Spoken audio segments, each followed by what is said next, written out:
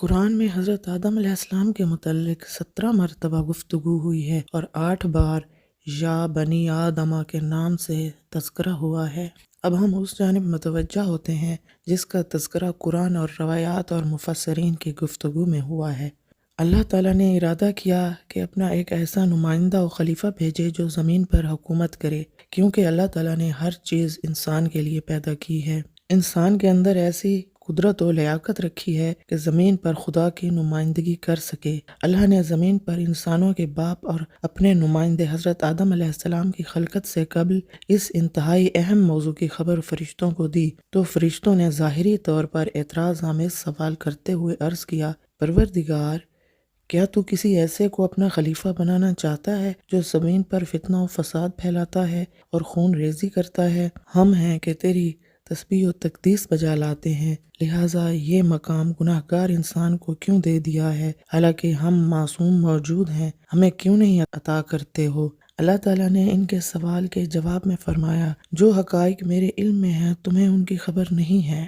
پھر اللہ تعالیٰ نے تمام حقائق، اسرار اور تمام چیزوں کے نام حضرت آدم علیہ السلام کو سکھائے اور حضرت آدم علیہ السلام نے ان تمام کو پہچان لیا۔ اس کے بعد اللہ جل شانہ نے وہ تمام اسرار و حقائق فرشتوں کے سامنے رکھے اور ان سے فرمایا، اگر تم سمجھتے ہو کہ نمائندہ و خلیفہ خدا بننے کے لائق ہو تو مجھے ان چیزوں کے بارے میں بتاؤ اور زمین پر خلیفہ خدا بننے کی استعداد اور لیاقت کو ثابت کرو۔ اس وقت فرشتوں کو یہ معلوم ہو گیا کہ لیاقت اور شائستگی صرف عبادت اور تسبیح و تقدیس سے حاصل نہیں ہوتی، بلکہ اس کے لیے علم و آگاہی ضروری ہے۔ لہٰذا انہوں نے عذر خواہی کرتے ہوئے خدا کی بارگاہ میں عرض کیا، خدایا تو پاک و منزہ ہے، ہم تو صرف اتنا ہی جانتے ہیں جتنا تو نے ہمیں بتایا ہے کہ تو صاحب علم بھی ہے اور صاحب حکمت بھی۔ بس اس طرح جب فرشتوں کو اپنے اوپر حضرت آدم علیہ السلام کی برتری و بزرگی کا علم ہوا اور اپنے سوال کا کانے کندہ جواب سنا تو معذرت خواہی کی اور سمجھ گئے کہ اللہ تعالیٰ کا ارادہ ہے کہ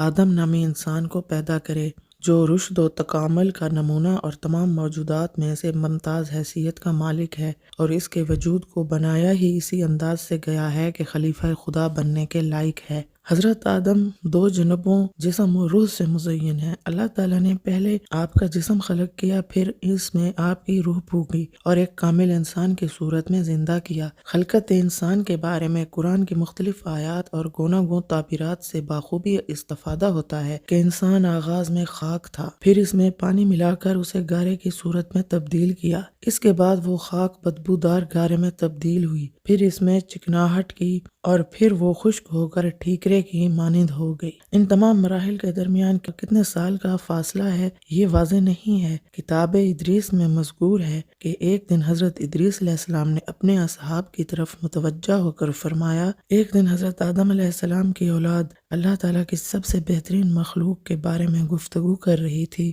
بعض نے کہا، اللہ کی سب سے بہترین مخلوق ہمارے باپ حضرت آدم ہیں، کیونکہ اللہ تعالیٰ نے انہیں اپنے دست شفقت سے خلق کیا اور ان میں روح پھونکی۔ اسی کے حکم سے فرشتوں نے عظمت آدم کا احترام کرتے ہوئے انہیں سجدہ بھی کیا۔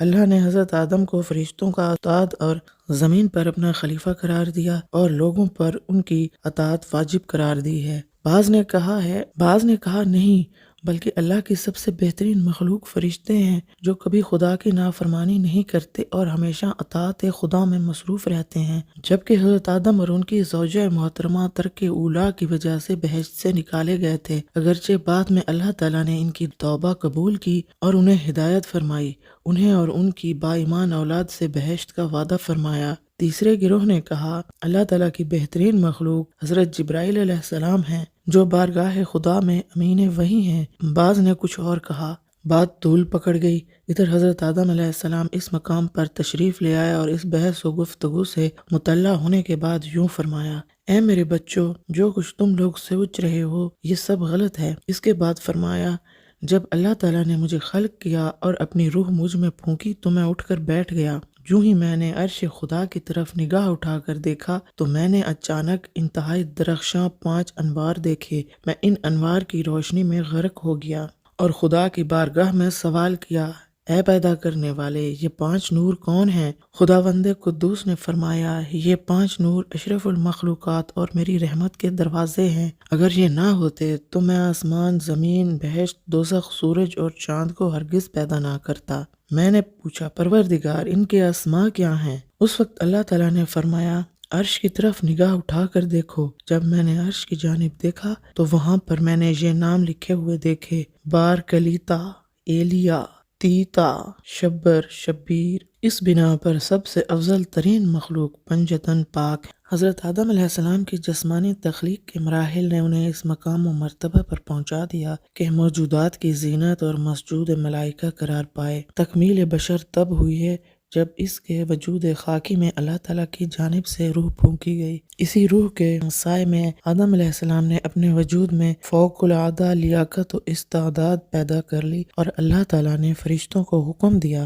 کہ حضرت آدم علیہ السلام کے مقام و مرتبہ کا احترام اکرام کرتے ہوئے انہیں سجدہ کرو، یعنی خدا کی بارگاہ میں سجدہ شکر بجا لائیں کہ اس نے اتنی قدر و منزلت والا ایک ممتاز وجود خلق کیا ہے۔ اللہ تعالیٰ نے فرشتوں سے خطاب کرتے ہوئے فرمایا، میں گیلی مٹی سے ایک انسان بنانے والا ہوں، جب اسے درست کر لوں اور اس میں اپنی روح پھونک دوں تو تم سب سجدے میں گر پڑنا۔ اس بنا پر فرشتوں کا حضرت آدم علیہ السلام کو سجدہ اس مخصوص روح کی وجہ سے تھا جو اللہ تعالیٰ نے وجود بشر میں پھونکی۔ اسی روح نے ہی حضرت آدم علیہ السلام کو یہ قابلیت بخشی کہ وہ زمین پر خدا کا نمائندہ اور خلیفہ قرار پائیں۔ حضرت آدم علیہ السلام میں جسم انسانی اور روح پائے جاتے تھے۔ ان کا جسم مادی ہونے کے اعتبار سے انہیں منفی امور کی جانب دعوت دیتا رہا، جبکہ آپ کی روح ملکوتی و الہی ہونے کے لحاظ سے انہیں مثبت کاموں کی طرف بلاتی رہی۔ فرشتوں نے فرمان خدا کے مطابق حضرت آدم علیہ السلام کے مثبت جوہتوں کو دیکھتے ہوئے بغیر چوں و چراں کے انہیں سجدہ کیا۔ در حقیقت فرشتوں نے حضرت آدم علیہ السلام کا احترام کرتے ہوئے خدا کو سجدہ کیا ہے، لیکن ابلیس نے حضرت آدم کے منفی پہلو یعنی ان کے جسم کو پیش نظر رکھا اور انہیں سجدہ کرنے سے انکار کر دیا۔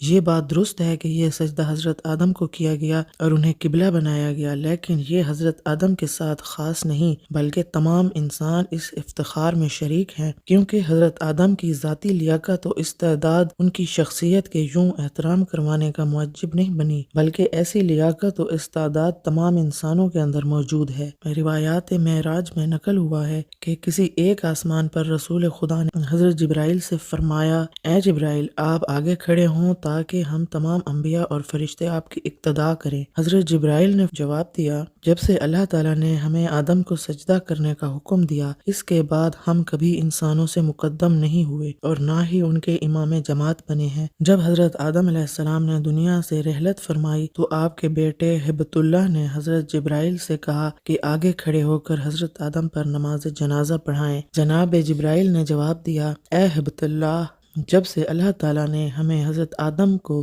بہشت میں سجدہ کرنے کا حکم دیا ہے، تب سے ہمارے لیے درست نہیں ہے کہ ہم اولاد آدم کے امام میں جماعت بنیں۔